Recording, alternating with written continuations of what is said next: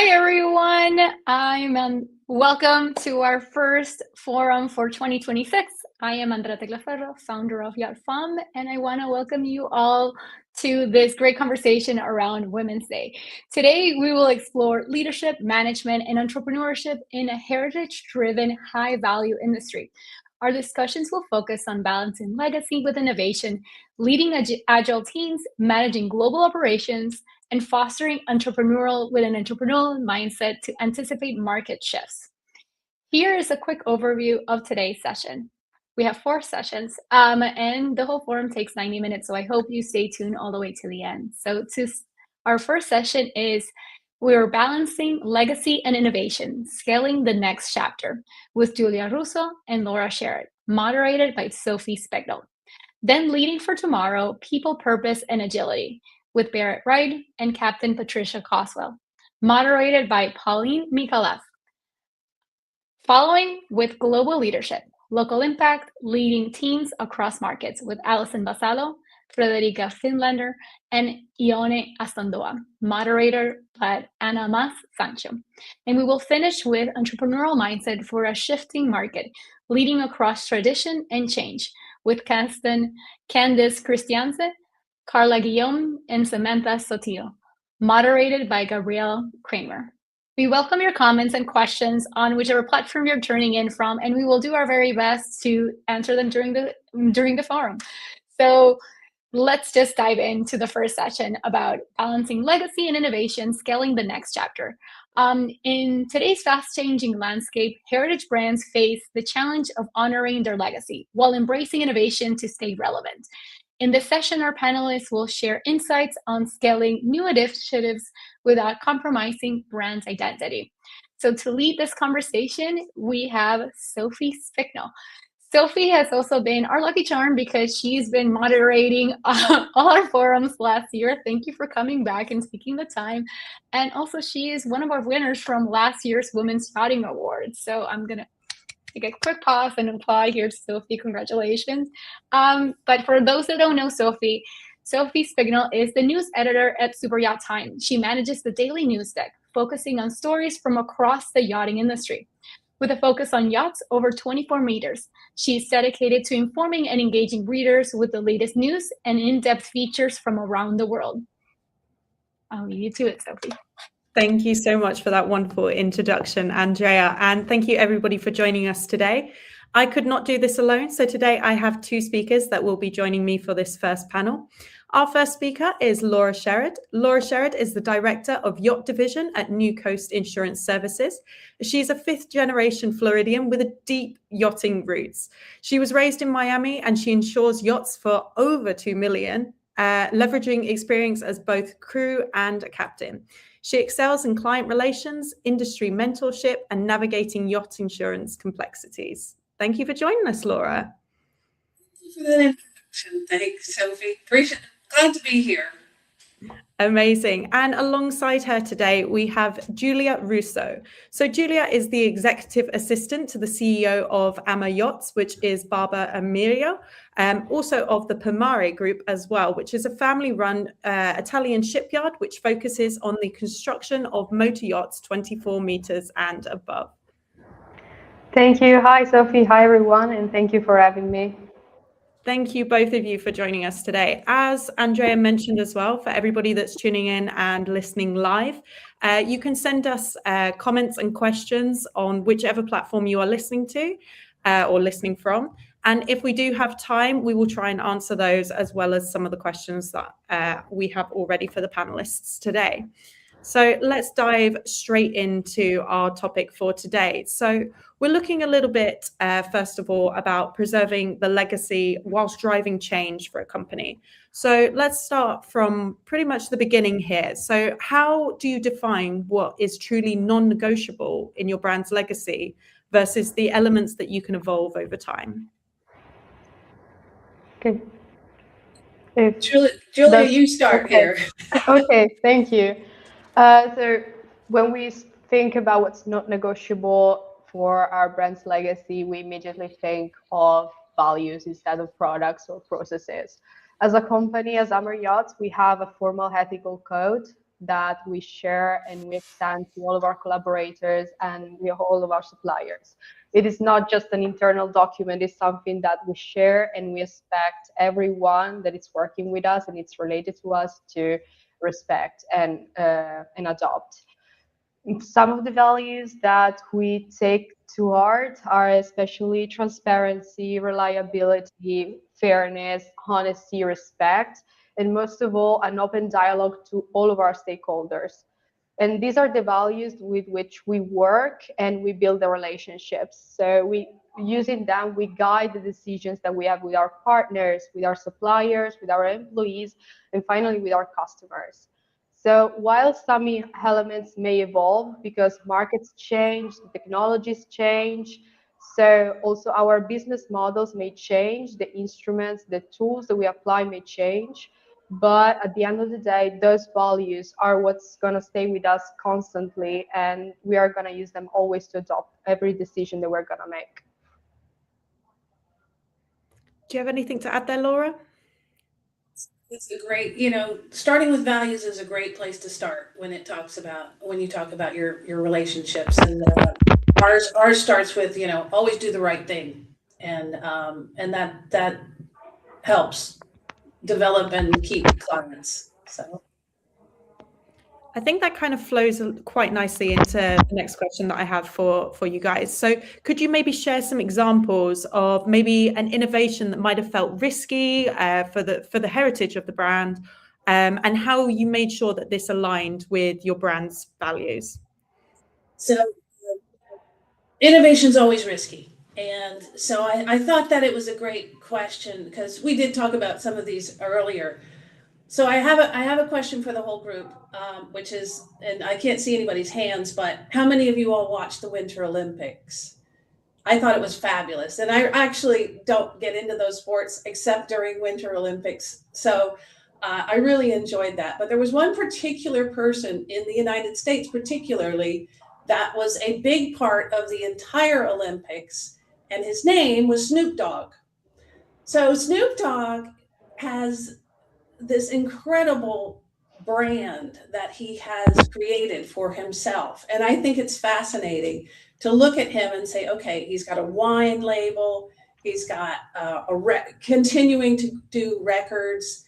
He's got an NFT, whatever the heck those are. He's got breakfast foods. He's got venture capital firms. He's got an ice cream. He's got video gaming. And he smokes a lot of pot, by the way. But he's also a very high achiever. So you look at Snoop Dogg, and now let me just give it a comparison with a guy that we remember from the 90s, Vanilla Ice. I know you guys probably, maybe some of you don't remember Vanilla Ice, but Vanilla Ice was actually bigger than Snoop Dogg.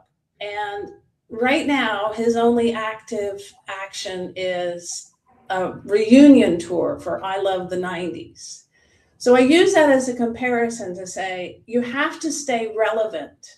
In legacy is a word that sounds old, and it is, but it also has to stay relevant. So legacy means staying relevant to me. And so when you talk about feeling risky, yes, you have to risk, but you also have to stay relevant. So that's my long answer to your short question. We like to try and stay relevant. With insurance, it has a lot to do with staying current in the marketplace. We have to stay very active in order to have the best products for our clients. It's developing clients, but it's also developing products, and it's an ongoing process. Absolutely. I mean, I don't think I've met anyone like Snoop Dogg that's on this many side quests in his life at this point. But he has done very well for what he has done by creating a brand and making that into his brand of doing pretty much everything. But maybe this question actually might be quite suited for you, Julia, as well. So how do you make sure that if you're introducing change, that you keep your long-standing clients happy as well? You want them to feel included rather than disrupted with these things. Yes, of course. So we are fortunate enough to have a high percentage of serial clients.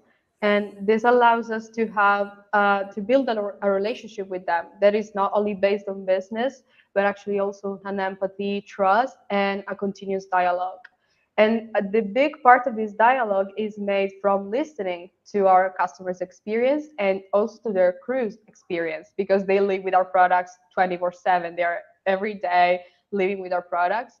And we take them particularly to heart because they have their insights are quite practical. They have a practicality to it because they have every aspect of living on board at hand, and they can be particularly insightful. And we also believe in exploring our own products as well as a company. So take time to be on board and see how things work, what's not working, and how we can improve the experience for our clients. So once we do that, we can understand our clients' expectations and identify areas that are meaningful for innovation. And once we introduce change, we try to be as inclusive as possible. So we talk to our clients, we introduce to them the idea, the thinking behind the idea, and which kind of benefits we think that this innovation, this new project is going to bring for us and to them. So in this way, they feel part of the process and not just be handed the final results. And once we do that, once our clients are on board and we are happy with the results, we are also very happy to share them with the outside world.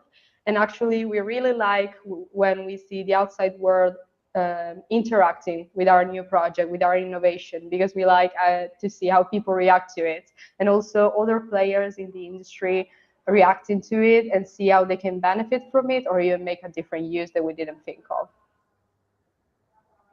I think that's so true as well. And I think a lot of this discussion so far has been a lot about how we can preserve legacy, but a big part of this as well is how we can scale new initiatives as well. So how do you measure the success during a pilot phase, and what criteria do you use to determine whether the program is even ready to be scaled?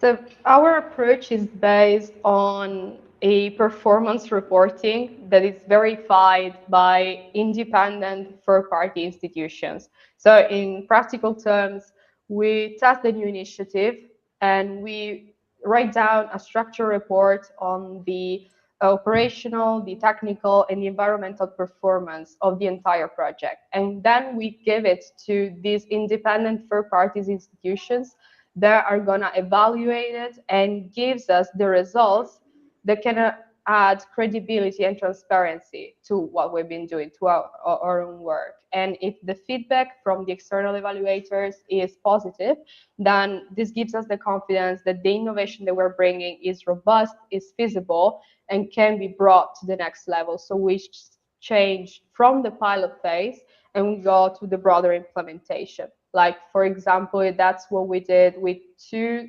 of our most treasured projects, the IPS propulsion system that we were the first to implement in the sector. And we have implemented it on the biggest yacht made of steel at this point. Is made with Volvo Penta IPS propulsion systems. So once at the beginning of this story, we made tests, we evaluated it, and once we understood that it could be brought to the next level, we started to implement it more and more in our production processes, which is a similar thing to what we did to another very important project for us with another yacht model that we have that gained record low levels of fuel consumptions, of emissions, and environmental impact as a whole.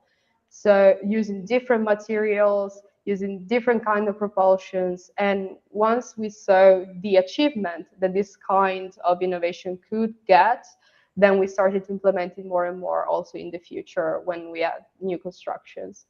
So that's our process, more or less, and how we work on this. I love that. That's really great to hear as well. I think this question is probably more aimed at Laura, but Julia, feel free to give some input as well if you also have an answer to this. But what lessons have maybe both of you learned from initiatives that maybe didn't scale as planned, and how did those experiences help with future programs? Well, I love to tell a story. So when my daughter Hannah was a 12-year-old, we took her to a future science and leadership uh, conference in Boston. 600 kids, all excited, in the room, and the announcer says, "Okay, everybody, repeat after me. I can't wait, to fail." Silence.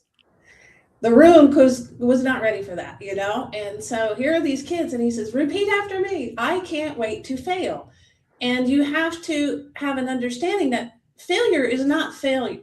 Failure is a process. And so we've had things that we've tried and they don't work out so well, and that's okay. And it's a learning lesson, and you move on from that. And so I think that is something that we as humans, but also as women, we don't like to fail.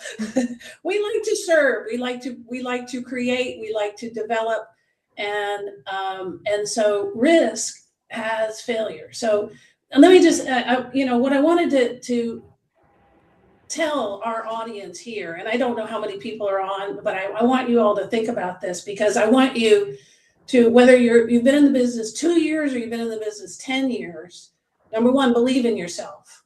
Absolutely believe in yourself. I've been doing this for 40 years. It changes all the time, and it's okay. It's gonna be fine. Believe in yourself. Just go out there and get, number two is get a mentor.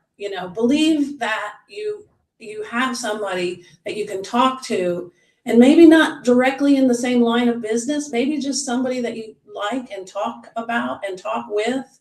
But those are the kinds of things that are really important.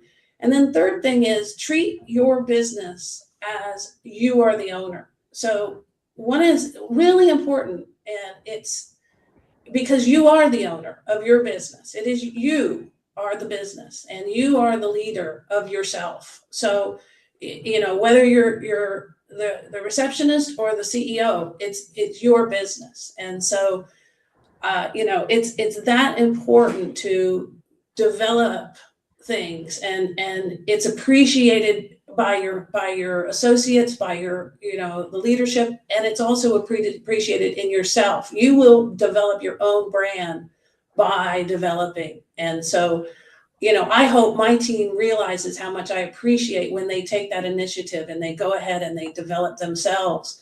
And I try and foster that as a leader. But it's so important when you have people that work together that really can gel and grow. It's a beautiful thing. So that's my preaching for the day. But I think it's really important and to believe that you got this right, and don't worry about failure. Failures happen, and that only happens when you try. So those are good things. So. Absolutely. I mean, we say this all the time, but I think even myself included in this, every time you fail, you look at something from a whole new perspective as well, and you take on a whole new viewpoint of how you can be better for next time. So I think, like you said, Laura, it's so important to maybe fail sometimes as well. We don't have to be perfect at everything the first time around. So one other, I have one more thing to say, and this is important for women, particularly. I love this, that international women. We have a tendency to want to serve. We have a tendency to want to be of service and provide excellent service, and we do.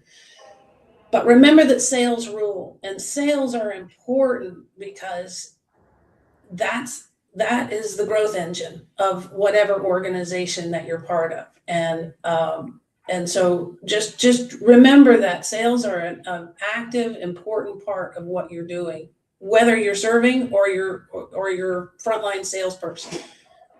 Sales is what we're all charged with. Julia, did you have something to add there as well? No, just to the discussion about embracing failure. That's how I call it, and I particularly like what Laura said, because I always bring with me this sentence that says that the only people that are not failing are the ones that are not trying.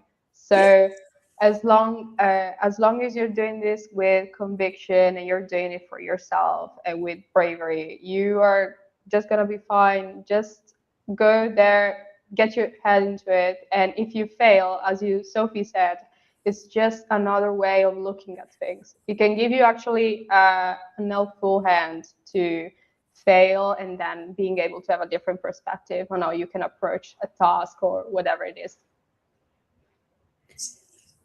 Beautiful advice from both of you. I think as we're coming towards the end of the time, do either of you have any advice that you'd like to give to anybody? I know we touched on a few things there, but any further advice that you would give to anybody that is maybe in a similar situation, you know, trying to preserve the legacy of the heritage of their company, or somebody that's maybe trying to scale to new initiatives?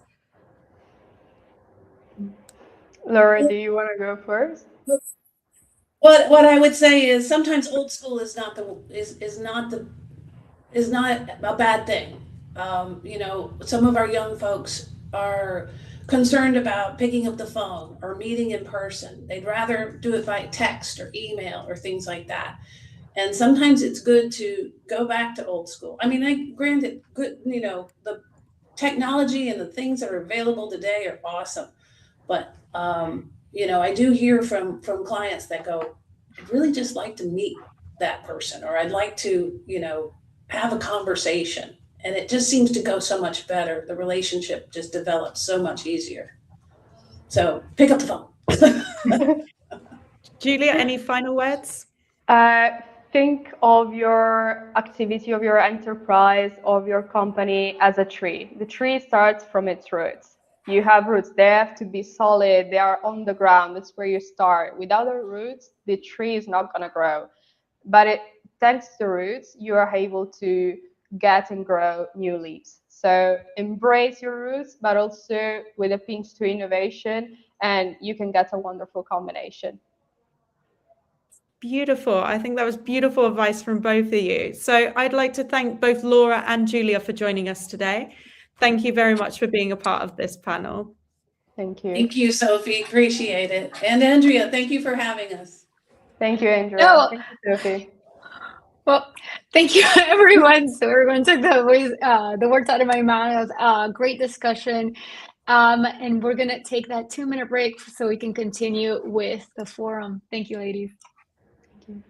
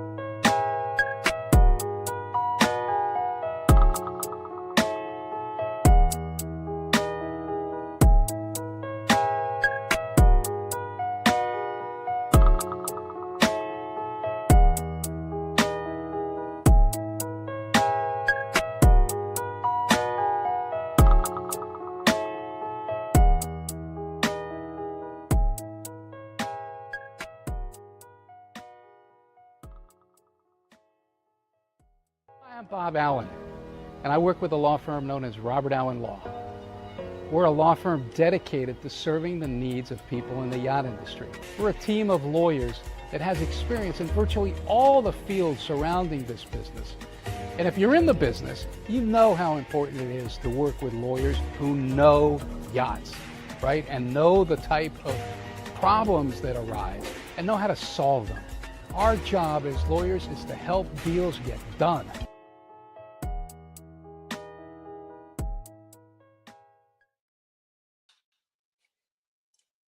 Okay, Let's continue with our second session of the day. Let's dive into leading for tomorrow, people, purpose, and agility. Modern leadership depends on resilient teams, inclusive culture, and agile governance to navigate shifting markets and expectations. This session focuses on internal organization leadership, helping executives empower teams, foster engagement, and build structures that enable adaptability. To moderate this session, we welcome Pauline Mikhailev. Pauline Mikhailev is the CEO of Maritime MT, leading business development and international growth, a CPA, a ACCA qualified accountant with an MBA from Henley Business School. She brings over a decade of managerial experience and plays an active role in Malta's yachting and maritime network. Welcome, Pauline. Hi, Andrea. Thanks so much for that warm welcome. And it's been very interesting listening to the previous panel. I'm very excited. Okay, so I will introduce the panelists. I welcome with me Barrett Wright. Barrett is a member of ISS, where she co-chairs the Education Committee, as well as IYBA and USSA. She's the president of Hill Robinson Yacht Management, overseeing US yacht operations and business development from the company's Fort Lauderdale and Palm Beach offices. She previously worked as a chef on large sailing yachts and at Fontaine Design Group, designers of customized high-performance racing cruising sailing yachts. Hi, Barrett. How are you today? Hi, Pauline. I'm good. How are you doing? Glad to be here. I'm good. Very energized. And as well with us today, we have Captain Patricia Caswell. Patricia is a lifelong mariner and a general manager of the Super Yacht Service Center at Gulfcraft Group, UAE. With decades at sea and in maritime leadership, she oversees super yacht operations and champions excellence, innovation, mentoring, and inclusivity in the UAE super yacht industry. Hi, Patricia. How are you today? Very good, thank you. Thank you for having me. Thank you so much. So how's the situation in UAE? Are you safe? Yes, all is safe, thank you. I think there's a few contradictions in the press, but everything is pretty much business as usual for us here at the moment. Very good. Okay, so we're delving right into the discussion, and we'll start with the first topic of the session, which is inclusive leadership drives performance. And I direct the first question to Barrett. So how do you intentionally build diversity of thought within leadership teams, not just diversity of backgrounds? What's your take on this? To me, I value everybody's opinion. And so if we do have changes, coming on, or there's a new client or a new approach, we can say, this is what we're supposed to do. What do you all think about this? And everybody does have an opinion. Everybody has a way of thinking about how it should be done. And that goes for the entire team. People may say it or not, but I think, encouraging, their thoughts. We all know what we're supposed to be doing with this instruction, particularly if it's a company initiated initiative. Sorry for duplicating the words, but I do believe somebody has an opinion on it. And I think it's really important for that to be voiced in a way in which to maybe adjust that opinion or something within the realms of what we're instructed to do. So, I don't think you can force anything on anybody, but I think you can embrace what everybody has to say about it or what they have to think about it. Very good. Interesting. So Captain Patricia, allow me to call you Patricia. So what leadership behaviors most effectively encourage psychological safety and open collaboration? I think for me, psychological safety, it's not about being nice, it's about reducing interpersonal risk so people can speak up before small issues become really big issues. And I think whether it's, in the confined space of a yacht or whether you've got, 1,000, 2,000, 5,000 people in your team, it's important across all the levels. We want to make sure that in our business we're normalizing learning over blame. We want to show curiosity, in asking questions when something happens, saying instead of saying, why did you do that? We want to ask, help me understand what you're seeing at that moment. And then we take those lessons and we feed them back into the teams. I also think, and it touches back on the last question as well, as, ensuring equal voices. So no matter what level your staff are in the team, going around the table, asking for everyone's views, asking your junior members to be able to come in and be part of that conversation early on as well. It really it embraces the culture and the freedom to speak up. It should be part of everybody's role expectations. Definitely, I think it has to be part of the day-to-day running, rather than actually putting someone on the spot there and then. And being in an organization where you can speak freely doesn't mean snapping, doesn't mean calling out anyone. It means that you will have the voice to be able to give an opinion, and for the organization, obviously, to benefit. And I think that psychological safety, just going to Patricia's point too, it builds trust. I think it's imperative that, the employees do feel a sense of trust with being able to say something and being able to be comfortable saying it. And I know that's something that, we keep trying to encourage. People are always hesitant on saying anything or asking a question or making a comment because they're fearful that they'll be identified for it and there's going to be fallout from that. And I think that sense of trust is imperative, to reassure everybody that you do have a voice and it will be heard, and you won't be there won't be any consequence because of it, or negative consequence. So I think that psychological safety is huge in order to get to everybody to feel comfortable to contribute. Definitely. So I'll move on to the next question. So what common mistakes do organizations make when trying to embed inclusivity into their culture? So we all know that when it comes to inclusivity, we don't just want it printed on the wall. We need to make sure that we practice what we preach. So what are the common mistakes? I'm already hinting some here, but what are the common mistakes? I think sometimes forcing it, is if you're going to force it down somebody's throat and they really don't want to, they're fine with it. I think that's a challenge.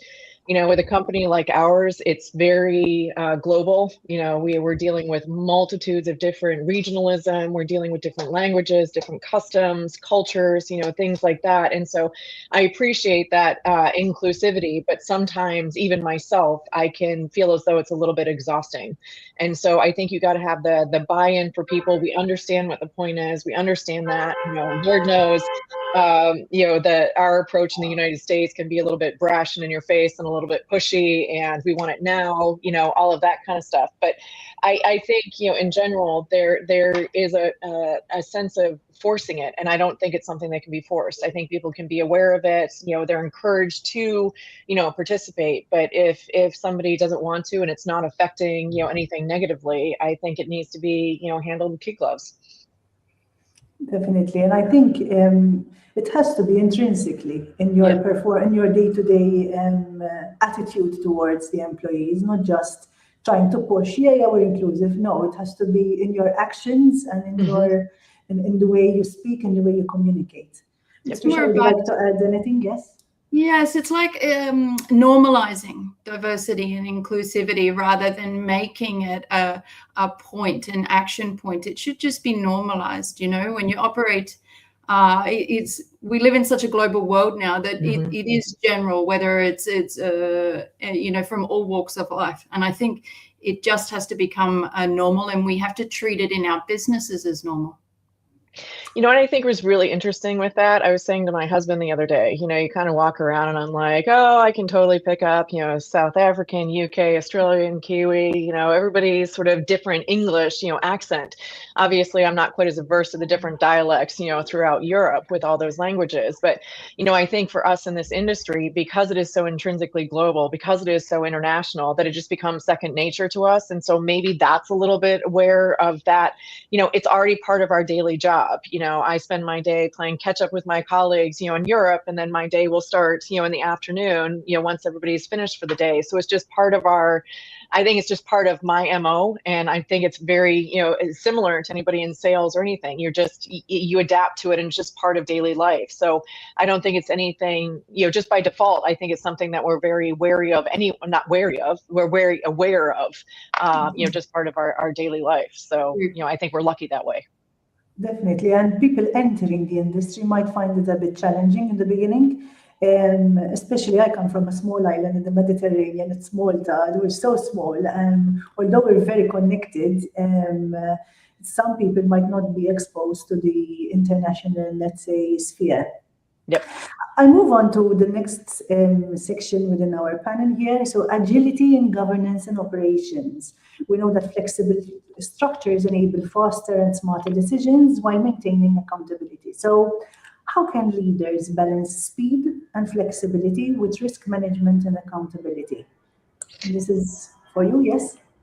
I think a lot of employees are maybe too aware of the risk of making a bad decision. So, there's that concern about, saying, oh, I don't want to because, it can't be undone. As far as I'm concerned, go ahead. This person who is there dealing with the issue has the most 360-degree view of it. And so, I'm a strong believer in trusting your gut. I learn that kind of every day. So if the person who's dealing with that directly and can make that decision, but is looking for other people to make that decision for them, I think that kind of stalls, progress a little bit. And I think that can be more frustrating in the end, rather than just taking action, saying, I made this decision based on the facts that I had. And, again, it worked super excellent. Great. We'll know that for going forward. But I think there's always, the ability to ask for forgiveness. We can always sort of get money back or make things, okay through further dialogue. So I don't think that making a decision, and if it winds up being not the best one, that doesn't mean that it's over. That doesn't mean that, party's over, you're going to lose your job, everything's fine. I mean, in yacht management, we're always sort of asking for forgiveness on things depending upon, somebody's perspective or, again, a differing of opinion, something there. But it was just like an action needed to be taken. It needed to be taken right now. We took it. And I like to say the majority of the time it's right. But, again, if you have to come back and eat craw and sort of, back out of it and, address it again, then there's always that ability. I don't think it's a finite decision. And once it's done, it's done. I think it's always a movable feast a little bit, and there's always, ways and means to fix it. Thank you. Patricia, what internal processes most often slow down decision making, and how can they be redesigned? I think, in any business, it's imperative that you sort of analyze your inner processes first, and you'll find bottlenecks everywhere. But then once you've done a good analysis, you've implemented some operation systems, and you've just got clear definition in your process flows. You're able to give a bigger accountability to everybody at each of the levels, and empower your staff to be able to make decisions and get on with their projects or whatever they're working on. If we bottleneck it just with top level decisions only, then it's going to slow everything down. So I think for me, it's really important to have a clear direction, effective meetings, get decisions cleanly out of meetings, having that preset agenda, instead of just walking in to catch up with everyone. So I think a clear direction is super important.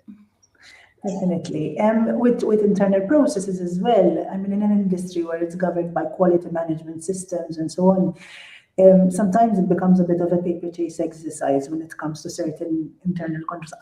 I hope I'm not crossing a line here. So what we've learned in our organization is that the internal processes listed on our QMS have to be part of our day-to-day operation.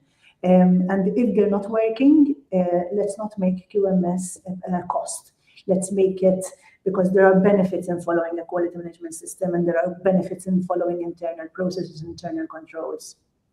But I don't think you can get so lost in those following every single process or checklist or things like that and insisting that everything be crossed off. It's kind of a guideline. And sometimes if you have to veer off and just say, sorry, I don't have time for the rest of it, we know what we're supposed to be doing, and just, go with it. I think that a lot of companies, and I'm certain, all of us sitting here right now, we've learned a lot of lessons. We've learned a lot of lessons where veering off the checklist sometimes hasn't worked out so well, and we should have stuck to the guns and stuck to the internal processes. But, I think also, going off the beaten path and just having to pivot, in the moment, I think there's a lot of great things that have been learned from there, and it kind of can help maybe streamline that process a little bit better, saying, oh, we did it this way, and we learned that for this type of person or this type of client or in this type of situation, that's not necessary. So let's, abridge it. And I think it's like kind of the choosing your own adventure. It sort of leads down that road in the name of efficiency, Yeah. Because I mean, I do agree with internal process need to be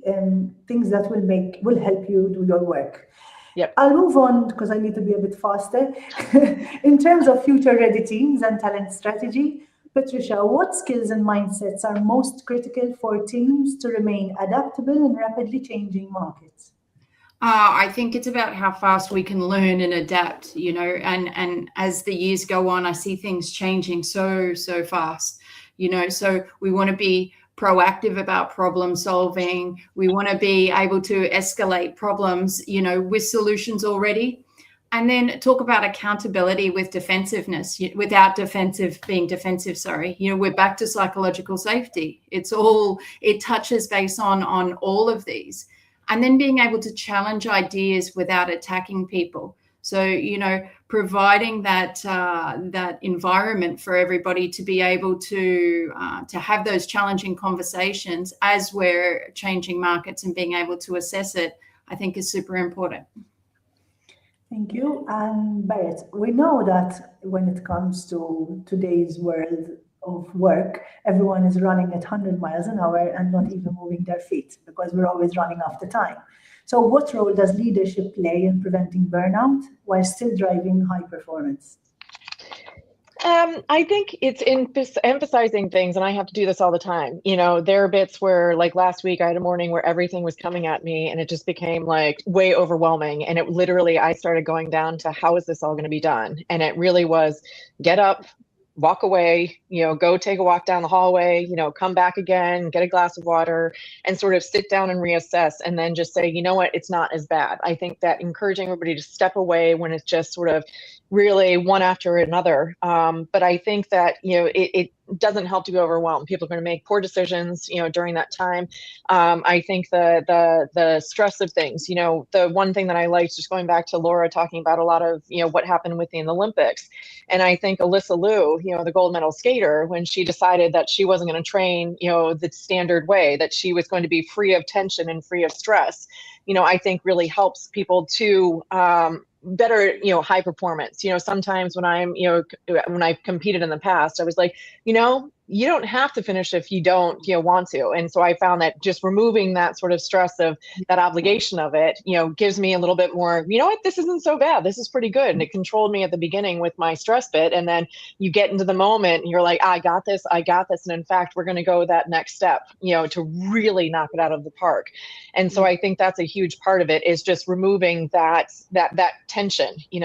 Everybody should take a break. You need to take a break. I tell the employees, my team, you have a lunch hour for a reason, take it. Don't sit there so you can leave an hour earlier, because that doesn't help anybody. And your vacation time is there to use, and you need to disconnect. So, tension doesn't help anybody. It's horrible with decision making and good judgment.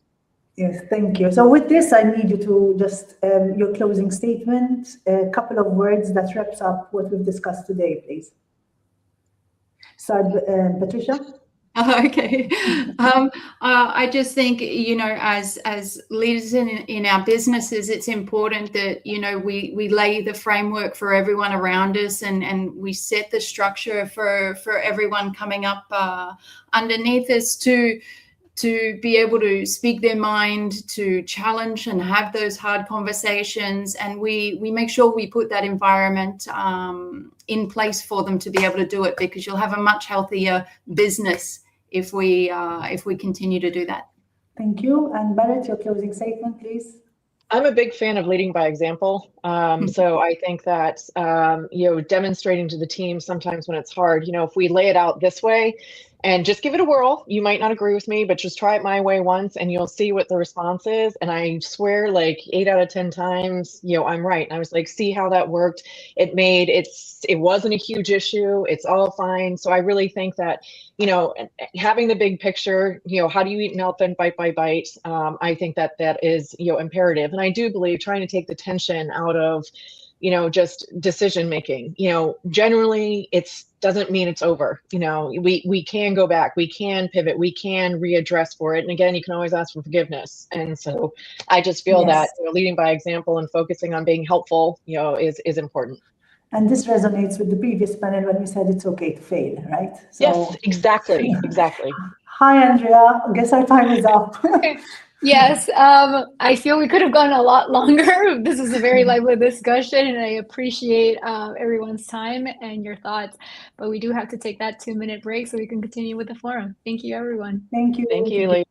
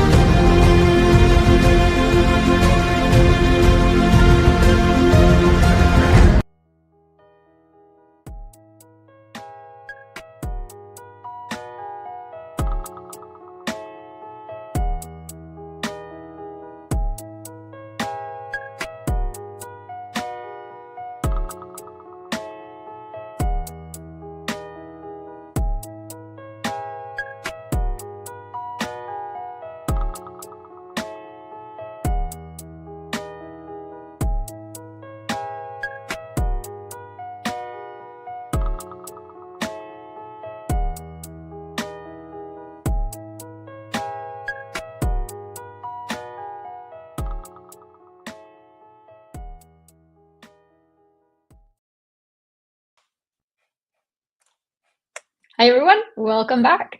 Next, we'll dive into global leadership, local impact, leading teams across markets. Operating across continents presents unique leadership challenges requiring alignment, trust, and agility. This session explores how leaders can manage distributed teams, navigate local cultures, and make effective decisions across multiple markets. To moderate this session, we're joined by Ana Mas Sancho. Ana Mas is the Sales and Marketing Director at Varador 2000 Shipyard in Marina, Barcelona.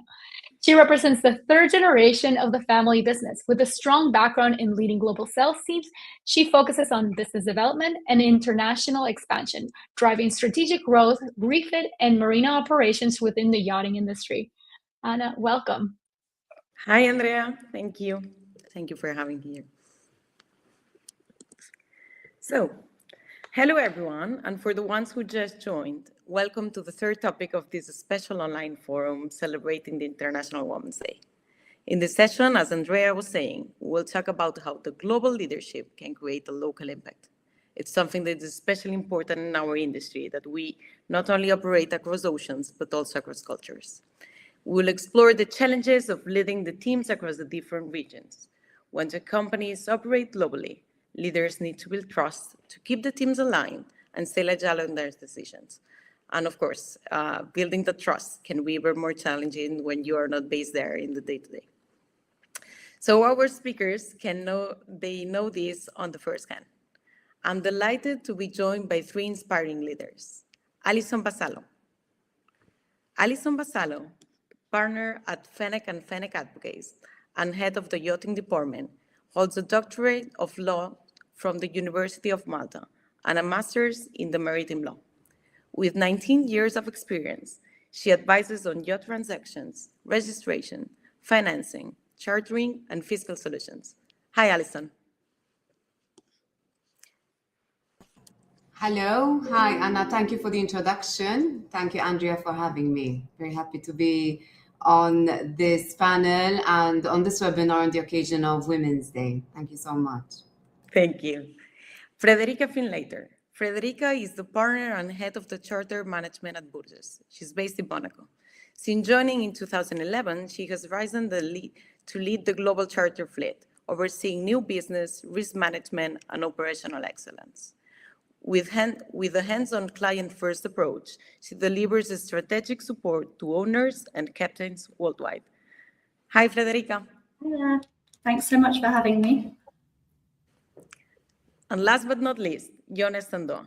Jon Estandoa is the Chief Operator Officer at Estandoa, a renowned Spanish shipyard with over a century of history. As the fourth generation member of the Estandoa family, she oversees marketing, human resources, and cost management. She's the first woman to join the yard's board, making a significant milestone in the industry traditionally dominated by men. Hola, Yone. Hi, Yone. Hola, Ana. ¿Me escucha? You hear me? Because I don't know, my camera's not working. Actually. Yeah, I don't know. The camera's not working, but well, the important of the forum is to listen to each other, so it doesn't matter how I look. So thank you for having me. It's a pleasure to be here. Thank you, Andrea, for the invitation. Y gracias, Ana. Un gusto escuchar un poco de español. Thank you for having us. So thank you, the three of you, for being here. It's great to have such expertise with us. To start the conversation, I would love to ask, how do you ensure that the teams working in different regions remain aligned with the company's overall vision and goals? Alison, maybe we can start with you. Yes, I must admit that as a lawyer based in Malta, I had to give a different angle to this question.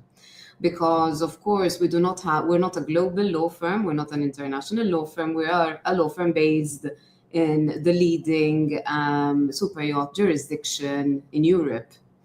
And that in itself brings challenges, which does mean that we do have to work as a team, but in a different way. We have to work as a team very often with the owner's family office, with the owner's in-house legal counsel, with the owners, lawyers based in different jurisdictions.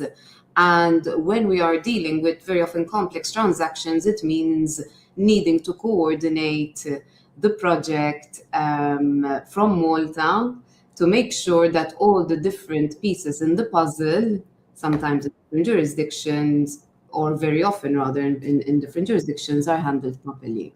So although we are not a global international firm, the nature of the service we give and the fact that we work out of Malta means that a big part of my job is to build relationships with different teams who come to our table as part of the owner's background and setup, and ensure that everything is coordinated in the smoothest possible way to give the best possible outcome.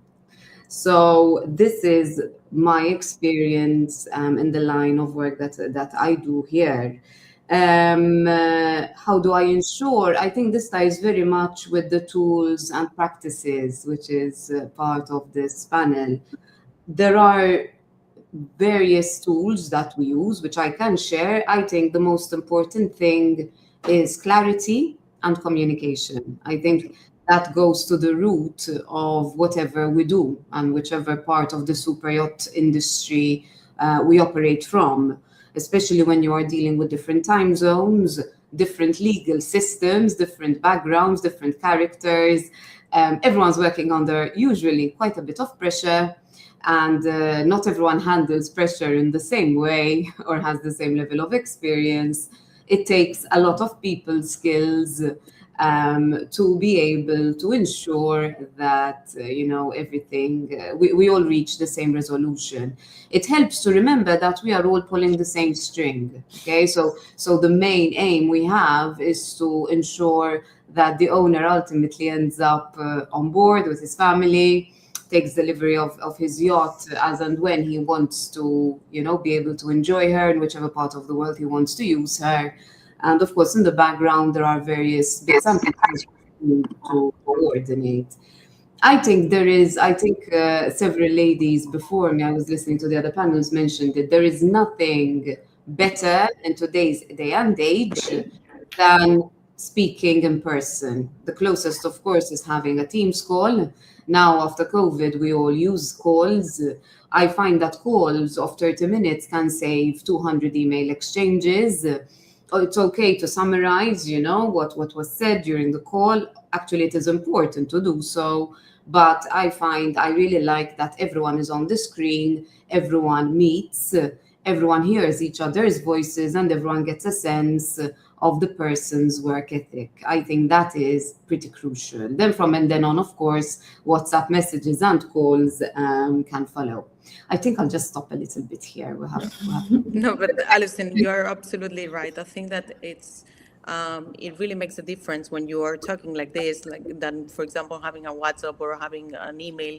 When you finally put face, even if it's not real, if it's not face to face, if it's only by call, but when you see the person, when you see the gestures, when you see the smile, then I think that it makes everything different. Thank you, Alison. Thank you. Freddie, I wanted to ask you, what strategies help to empower the local team without actually losing the centralized control? Okay, so I'm coming at it from a slightly different angle. We are obviously quite a global company. I think we've got 18 offices now, and within my charter management team, we have 4 different global locations. So something that I think helps our local teams really have a bit more autonomy and know what they're meant to be doing, but in line with what I need them to do, is just really clear goals and planning at the start of the year. We have to have a strategy in place. We need to know what we want to achieve within that year, and actually sitting down with our team leaders, making sure that they are confident in what we need to achieve is really key.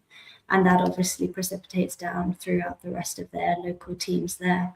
So I would say that having a clear plan and requirements for that year really help people understand how they play within the global stage of that business. I think how we also help our local teams to be empowered to action those plans and make sure those strategies that are put into place are a really strong mentoring program that we have within our company, where more juniors are paired up with more senior members, not necessarily from the same department, from other departments, so that they get a really broad understanding of the business and different skill sets that might not be immediately apparent that they could learn or need and develop. So I think the mentoring element is massive, and obviously that's paired up with the training that we do, and we're quite assiduous at training, making sure that people really understand the jobs that they're in, so that they know how to execute strategy for the year. I think actually having the global presence is really positive for us. It does allow us to have those face-to-face meetings like you were just speaking about, by introducing somebody who is local there, and that again empowers a local team to really make headway with their own goals and targets. And then with working across multiple time zones, we have a very strong kind of tag team element where I can pick something up in the morning that helps our Miami team in the afternoon, my afternoon, their morning. And so we actually get a head start on things. And that engenders trust between the teams, between our wider global team, and the teamwork is huge. So it's a really important element of that. Thank you. And actually, now very linked with this, well, actually, Laura, in the first session, she was also mentioning that mentoring is really important. And of course, training is crucial, and it's vital even more if you are based in different locations.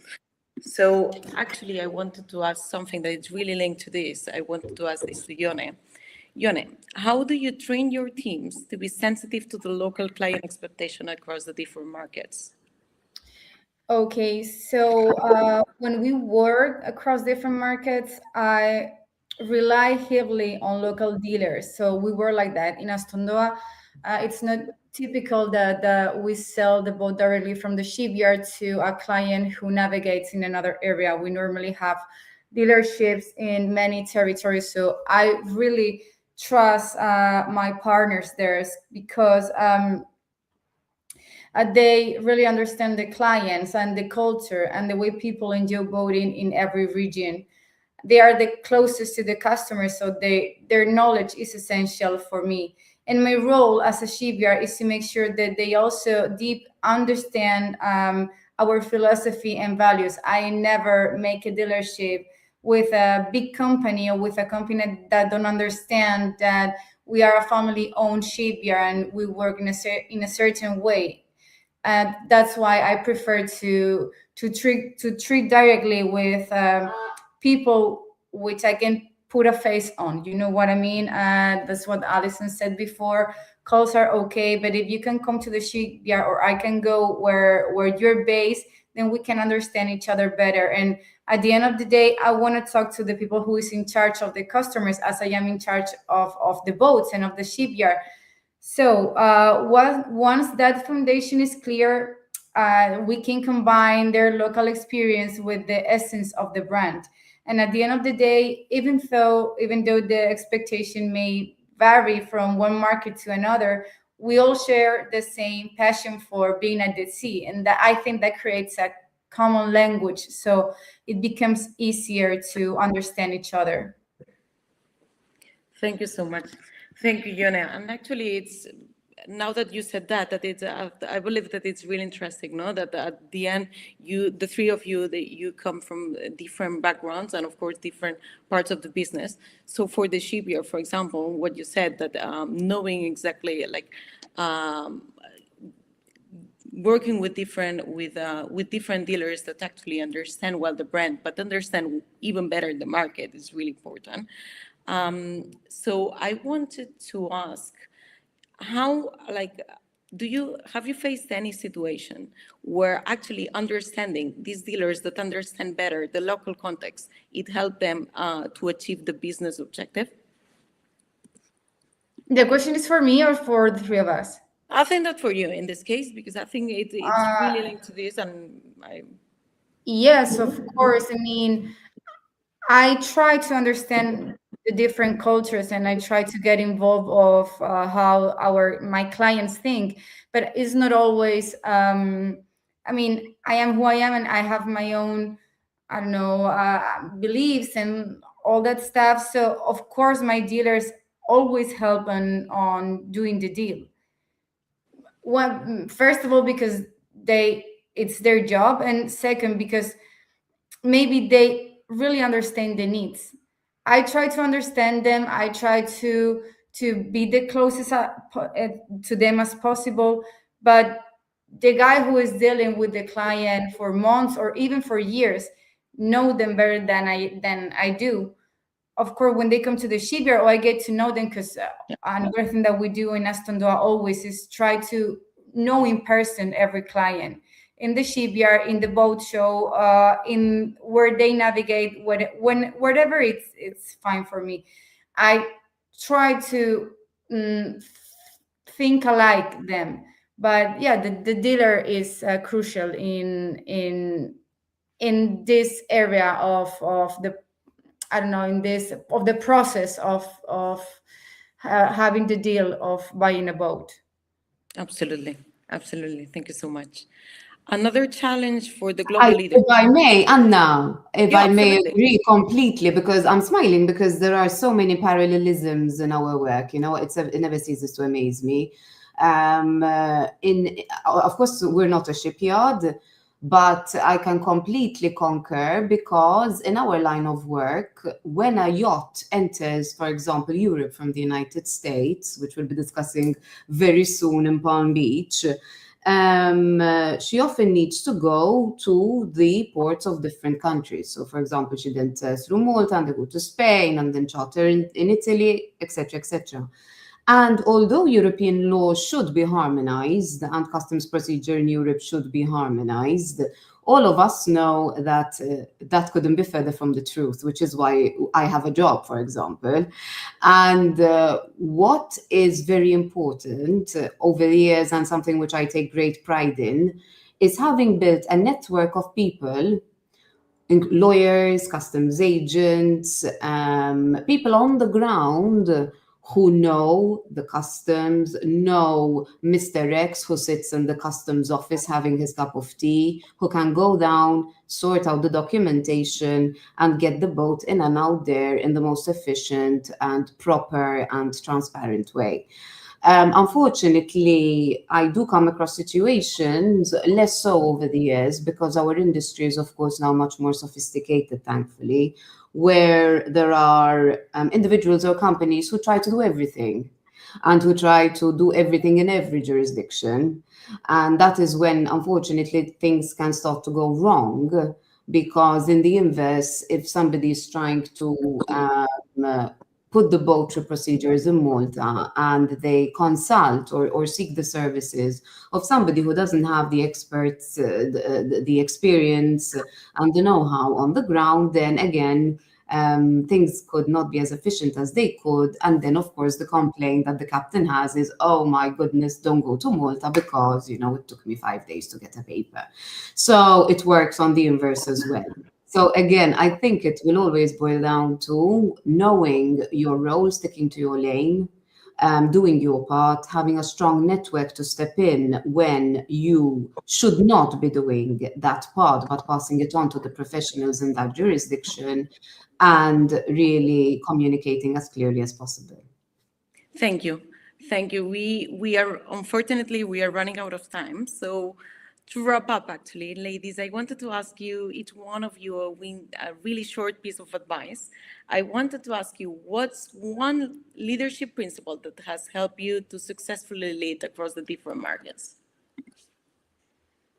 To me, I would say to listen. My grandfather, the co-founder of the shipyard, always said the same thing, and I think that's the best advice I could have and I can give. It's we have 2 ears and 1 mouth just because for a reason, and to listen the double that we speak. So listen to different point of views, different cultures, different ways of living. Helped me to understand my clients and understand their needs, and also it helped me to grow up as a person. So, love it, Freddie. For me, I think the people are probably the most important. Having a strong team and having people who enjoy their job, who want to get up and come to work in the morning and do what they do so well. So really building a strong team around you, with different assets, with different capabilities, like Alison was saying, when you can't do something yourself, then you can ask somebody else for help with your strengths and your weaknesses and their strengths. So I think just a really strong team around you is massively important. And Alison? I think it's empowering people, giving them ownership of the project, of the work, of the firm. This I can apply to my direct team and my direct colleagues. Having the faith to know that you can trust somebody to come to you when they need you, but giving them the freedom and the free hand to grow. Because a company, a team can only be as good as much as the individuals are allowed to grow. Thank you so much, the three of you, for all the free insights. Thank you so much for this session. Thank you. Bye. Thank you. Bye-bye. Thank you. Bye. Bye. Sorry, now I was muted. Yes, thank you everyone for your very insightful, for this insightful session. I have to say, it went by a little bit too fast. I wanted to hear from so many of you a lot more. So many insights from the charter business, the shipyard law. So, well, maybe hopefully for next time, but thank you. And we'll take that 2-minute break and we'll come back with our last session.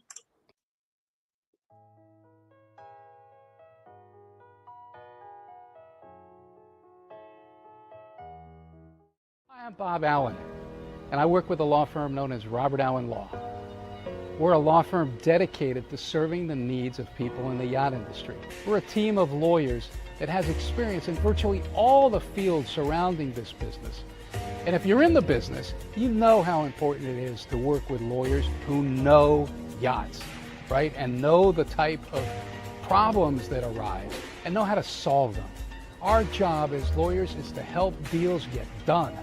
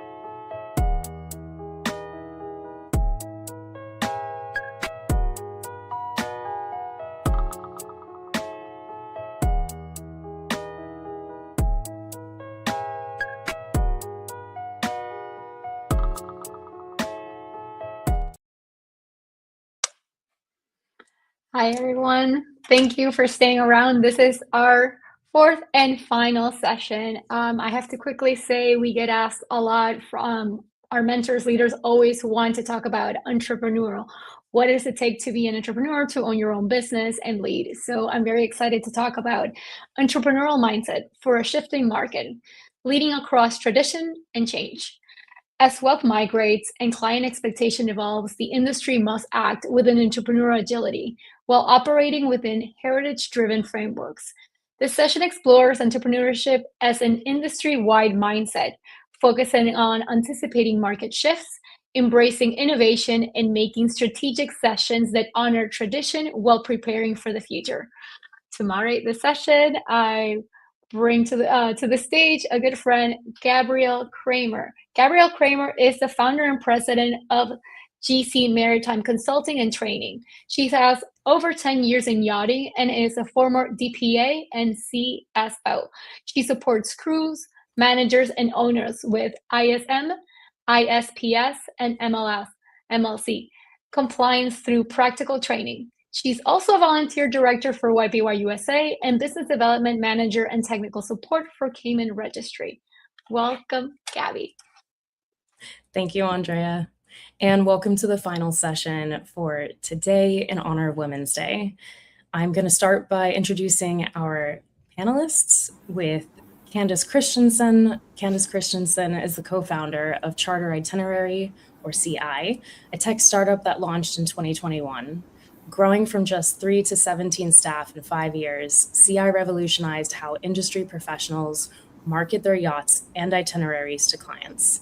It's now used globally by thousands of brokers, charter managers, and captains. Welcome, Candace. Thank you. We next have Carla Guillen. Carla Guillen is the owner and creative designer at Carla Guillen Design. She's an award-winning interior designer specializing in bespoke super yachts and luxury residential interiors. She is celebrated for her innovative vision, her global expertise, and she's won multiple both international and world yacht trophy awards. Welcome, Carla. Thank you. And we also have the pleasure of speaking with Samantha Sotili. Samantha Sotili is the CEO of Loom Luxury Linens with over 15 years in luxury yacht interiors. She delivers bespoke linens and accessories for super yachts. She's based in Fort Lauderdale, just like me. She's also served as the first president of YPY USA, supporting the next generation of yachting professionals. Welcome, and nice to see you again, Samantha. Good to see you. So getting into this topic, I'm starting with thinking entrepreneurially across the industry. Carla, it was very interesting to read about you behind the scenes and prep for this. How can leaders spot opportunities that go beyond their own company? Well, I think our market, well, everything now is changing, and we need to be aware what is happening in the world. Of course, that as a creative person, we always like to see how the designing is going, what is the trendy, like all these kind of creative ideas. But much more than that, you need to really understand what is happening in the world right now. It's like our clients, everybody is passing for this transformation, and we see how the necessities and how the clients is it's being living in another way, and how they are much more faster looking for something new. And then I think still, if we are a design studio, we need to be aware with all the industry that we have across the world, how they are changing the culture, how they are changing the way of life. For example, right now we have all these wellness and longevity, AI. It's all the industry that we need to touch. There is no way that we can be aware of that. It's you need to be multitasking and be very, very fast. This is something that I always say to my team. There is no way that you can stay like in a world that you do not move fast. We need to move very fast. Yeah, definitely. I find the same for myself. There's always potential new ideas floating around, so trying to stay on top of it is super important, reading and connecting with others. And Candace, so I know for myself that changing the perspective on safety does not happen overnight, but increments of it can happen on a phone call, a yacht visit, even in a conversation. So what's a simple way to influence change across the yachting or the luxury industry? Yeah, I mean, speaking from a technology point of view, to be honest, I don't think there is a simple way. I think it's actually quite complex, and the industry in general is quite slow to change and to adapt, especially when it comes to technology. And we've seen that with our platform and with the charter industry. So I think it's not a simple way. It can be quite complex. And I think because the industry, and particularly from the charter side of the industry, the relationships are built on trust. They're built on the human side of it, the person-to-person relationships. It takes a lot of involvement with regards to that to get a change to shift. So it's not something that can happen overnight. It's definitely something that takes a bit longer. There is definitely, I think, within the charter sphere, there's a bit of a fear between companies, and there's the fear of data privacy, there's the fear of losing your client to competitors. So with technology, there's, I think this fear is sort of, it's exacerbated a little bit, which is why there's been a bit of a slow change, with regards to anything that's technology related compared to other industries. Yeah, we're definitely an industry that's really reliant on trust and building relationships before we can move forward. And Samantha, as a fellow entrepreneur, there are so many hats that we have to wear when we own our own business, accounts, operations, HR. How do you manage new ideas or projects while still handling your regular work? So being somewhat of a bootstrapped company, I do always have to go based off the principle that revenue comes first and then creativity is second. So we always have new and exciting ideas, but we really have to make sure that, we're hitting our numbers so we can, manage payroll, and the client experience has to come first as well. So I don't stifle creativity, but sometimes, when we have these little incubator sessions, when me and my team are thinking about what can be and what's new and what's next, we still have to make sure that, we're hitting our target in terms of revenue, and that we're kind of piloting ideas in the background instead of going full force and putting all our resources into like one big new idea. Recently, we moved our showrooms and we developed a larger space for some higher end residential traffic to be able to purchase some of the high end linens and decor that we supply. But the entire time, of course, being a small company, we're managing a move. So we're packing up all of our store. We're moving to the new location, dealing with build out and contractors, but that can't affect the core business. You always have to protect your original objectives, which is to honor the client experience and deliver on our lead times. We live and die by our lead times, as you know, boats are a moving target. So that has to always remain true. However, it's nice to test new ideas, test new products, be more actively, engaging in social media and testing different marketing strategies. It's just where we prioritize our money spend has to be towards the original, goal of the business. Yeah, definitely. I think that speaks to what Laura had mentioned earlier about sales, how it's really important that, the sales are meeting the goals that we move into, and that's for our growth and our benefits and being able to provide necessities. So I mentioned a laptop earlier. I know that's something as well. And so moving into navigating wealth migration, as we navigate wealth migration, we have seen a shift since COVID of new money entering yachting, particularly new and even young owners. Candace and Samantha, how can companies adapt services or products to meet the needs of these newly affluent clients? I'll start with Samantha. Sure. For us, when we see it on the end user side, pardon me, we're noticing that clients are more apt for experiential things on board. So there's more gyms. I've had clients that have, putting greens on their aft deck so they can practice their golf, or basketball courts and things like that.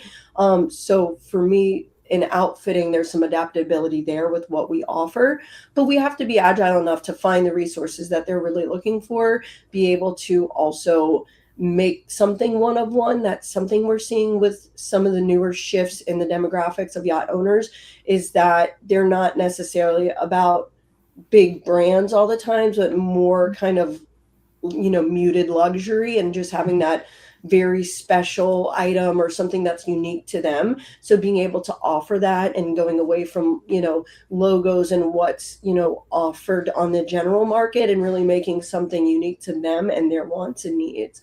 So that's how we're seeing it on our side, as well as, people who are more either into health or homeopathic things, adapting some of our products and services to, again, meet the needs of their lifestyles. So we're constantly looking for, whether it's like different bedding traditionally would be made from cotton. Now people are asking for bamboo or other natural fibers that they feel are more sustainable. And the list goes on and on without getting into interiors, but definitely just remaining knowledgeable about the products that are out there, and then catering to individualized needs and giving that one-on-one service when we are outfitting and sourcing for our clients in this new age. Yeah, I've seen that talked about often, the quiet luxury that's become more interesting for persons and experiences versus flashy. And Candace, what about yourself? Yeah, I mean, I couldn't agree more with you, Samantha. That's exactly where we're seeing things from our end as well. It's no longer just about the yacht itself. It's all about what they can experience, whether that's on board the yacht or whether that's ashore. And we've seen quite a large shift in the last few years with regards to that. There's a big shift from the material to the experience. Guests are enticed by wellness, holistic and hyper-personalized experiences. And this is what brokers are learning that needs to be offered to their clients, in addition to just a flashy yacht. It's all about everything else that they can do around it. So there's definitely been a big shift with that, and this definitely falls in line with the younger generation and the new wealth that's coming. This is what they're after. Definitely health, and also I'm sure you've seen it from the itinerary options that people are choosing within your platform. Exactly. I mean, this really was where one of our features got developed from, out of this need and this desire for clients to have additional experiences added to their charter. And this is just, another element of the charter itself. So yeah, there's definitely been a key change. Yeah. And Carla, so I see this with crew dynamics on board and various yacht shows. with your profession and your varied environments that you work in as well, and you also live in Miami, which I frequently visit too, you must work with a diverse portfolio of people. What challenges arise when you're serving clients from diverse cultural, economic backgrounds, and how can they be addressed?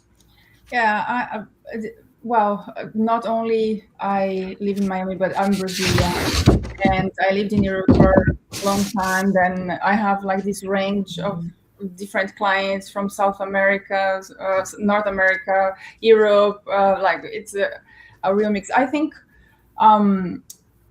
we need to study the different cultures. Of course, that we have some people that we can rely and we can always ask. But I think for my team, when we receive the client at the office, we really want to understand their lives, study what they like, their hobbies, how many kids, where they want to like. This is almost like a psychologist you need to be to understand how is what we can offer for them for their life to be better in this space.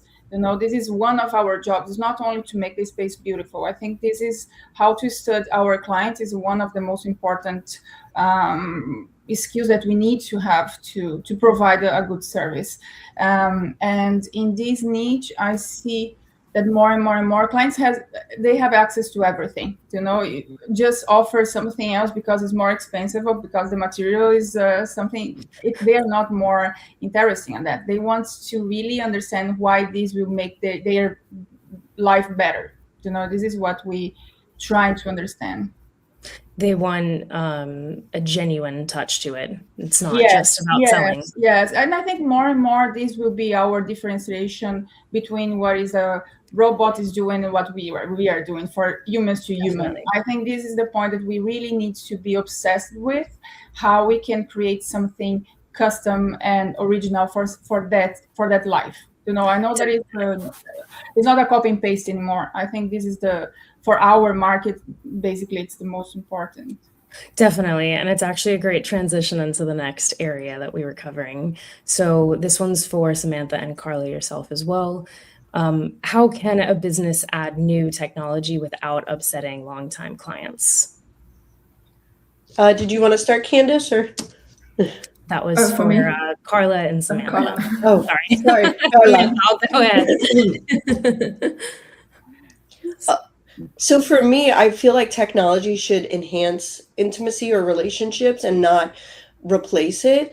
I think it's really important, to make sure that if you're using like a software that can quote for your clients instantly, or if you're using like a CRM that's going to automate emails, that you still make sure there's a high level of personal touches with that client so they don't lose that human side of business, which I think Carla was just speaking on. And while we're making changes, I try to introduce them quietly, kind of behind the scenes, so we can test how, the user experience really is versus how we thought it would be in our heads, and see how it kind of plays out. Is another thing that I try to do, so that it's not so black and white, like this is what used to happen and now it happens like this, because we do have clients that have been with us since the beginning, and they notice if there's a shift, whether that's a new employee and they might feel like they were pushed on to somebody new, or if we're like, hey, we're not going to do an in-person meeting, but I can show you a digital presentation of all these, unique pieces. Sometimes you're like, ooh, that's weird. Samantha would come to the boat every time I call. So, we have to manage our time, our efficiency. We have to use technology as our friend, but we have to be mindful of the value that we present, and really make sure as things change that we're still showing up in the ways that our clients expect and want to work with us. Yeah, agreed. Yeah. I think there's an element you mentioned about the quiet side of that, which is if it's something that's happening in the background that makes your business efficient or makes you efficient, your team efficient, is there such a thing as too much information to the clients? I think so. I think there's an element where you define that line of what directly impacts them, where it's something they see and that's something that they should be part of that decision, versus something in the background that's making you as a company, as a service or a product product specialist more efficient. What about you, Carla? What do you think? Yeah, and I think we need to judge very well, like all the technology. I think it's good to try. I see, like in the houses, for example, with all everything is getting, this is automation, house. automation, but then you cannot enter in your house because it's difficult to it's just to have like an outlet. Sometimes you just want to be analogic and have your energy or your power, but I think we need to try a lot before and use that before to give to the clients. I always try. So like linen, for example, towels, everything I buy before I try, because I want to feel the experience, and see how it is, if it's real good. And then I can tell to my client, look, I just use this, it's fantastic. And I think technology is the same. We really need to be aware, because there is so many stuff is going on. So many like new startups, you can be overwhelmed, and sometimes you think that is amazing, but yeah, let's try first and see if it's good. Just to put in some system that could be a nightmare after. I think this is very important to try before to send to the client. Definitely.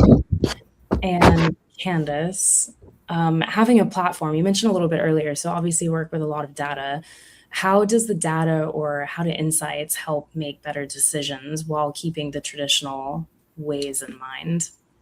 Yes, I think analytics are really important. You have to know your client, and you also have to know your product. As a charter manager, it's really useful, and as a charter broker as well, to have really useful, relevant data on your yachts, how they've been performing, not just within your own company's fleet, but across the market as well, benchmarking across the industry. And that's something that we've input into the platform as well, providing more detailed analytics to help the managers better market their yachts, because really, we live in a really fast-paced environment. Things change rapidly. You have to come up with new ways of marketing the yachts, new destinations. There's so much untapped potential for the industry, which doesn't seem to be utilized yet. But as I think Samantha really pointed out earlier, we've got the technology, but there's still the personal relationships that really matter in the industry.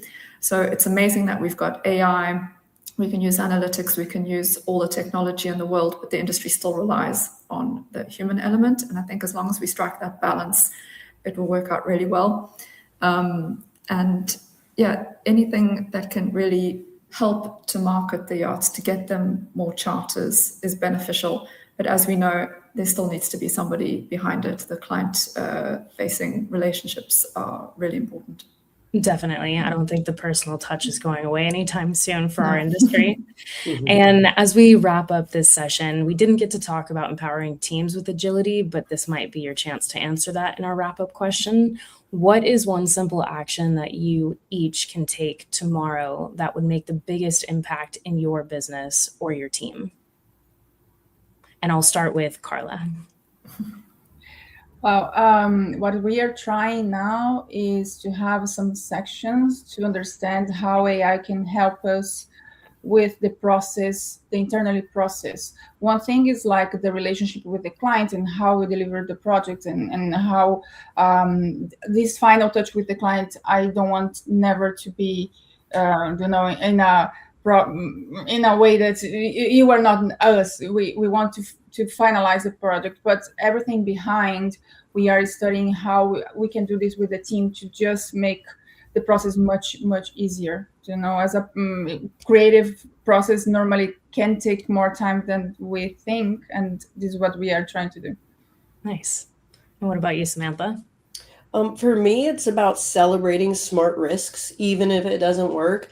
I think, giving employees the empowerment to try new things that should end in a result that's greater for the good, our overall goals, is exciting. I know this is a wrap-up question, but I read a lot of books, and Warren Buffett is somebody that I like to, constantly chase and read some of his literature, and he hires people that are brighter than him and gets out of his way, and gets out of their way. That's what he always says. So I try to do the same thing. Everybody who works for me knows something more about a certain aspect of business than I do, or else I would just do it myself, right? So I really try to empower my teams to think smart, and just fear kills creativity, right? So we want, people to really think outside of the box and then bring those ideas to the table and test them out in a smart way that can increase business. Definitely. And what about yourself, Candice? Yeah, I mean, running a company where the majority of the team are remote employees, sort of based all around Europe, could have its challenges. But I think we were quite smart in the way we hired people that they're good at what they do, they have proven track records, and we don't need to micromanage them. They can, they can perform their roles independently. And again, as Samantha had said, you let them take risks because they're good at what they do, and that's why they've been hired. So I think that's a really important element, is to really trust in your team. If you've hired them for a reason, if you've got proven results, then you can trust them fully and let them take risks, because it usually pays off. Yeah, definitely. And for me, my one simple action would be to take my team to a lunch or a coffee, because I find those simple things of getting together outside of the space, you actually soundboard so many brilliant ideas, and you just never know what comes up. And it's just a chance for people to just exist and be comfortable with what they're doing, build that trust in those relationships. So thank you all very much. I appreciate it. And thank you, Andrea, for letting us put this together for everyone. No, thank you, everyone. This was so nice. A perfect way to end today's forum. So again, I said in the beginning, we get asked so much. I'm sure I had a conversation with Samantha about how to be an entrepreneur, how to actually take this on. So this was so nurturing for many of us. So thank you. Thank you. So we continue now with today's wrap up. So Miriam, if you can help me there, and then I will lead us out. So with that, we wrap up our final session of today's forum. We are so grateful for our speakers. They are logged in from everywhere in the world, and they have very busy schedules. So thank you so much. Your insights and experience are what actually make these forums interesting. A truly special thank you to our sponsors who support us with their generosity and make this event possible: Aborlo Magazine, Robert Allen Law, and Unique Crew Apparel. If you missed any sessions, don't worry. Replays will be available soon on YouTube and also on Spotify, wherever you listen to your podcast. I will send the links to all our registrants, and if not, you can ping me, and they will also be on the Yacht Femme website. Our next events will take place in person in West Palm Beach during the Palm Beach International Boat Show. We will kick off with Women's Yachting Awards in partnership with Abiking Rasmussen, where we will toast to the upcoming edition and reveal this year's judges. And later that week, we will host a breakfast networking event thanks to IYC, the International Yacht Company. Yes, RSVPs will open soon. I promise they're not open. I haven't left you out. Looking ahead in May, we will dive into our second forum for 2026, which is sustainability. And then in June, we'll have our final online forum that we will talk about luxury marketing. This was so successful last year, seems to be your favorite when it comes to getting the learning tools for you to apply in your own business. So we're bringing it back, obviously. Thank you again for being part of this forum. If you would like to learn more about supporting Yacht Femme as a sponsor, please email at yachtdame@gmail.com. That's the email contact at the end of the website, so it's very easy. And we look forward to seeing you on our next Yacht Femme event as we continue to empower women in yachting. Thank you, everyone.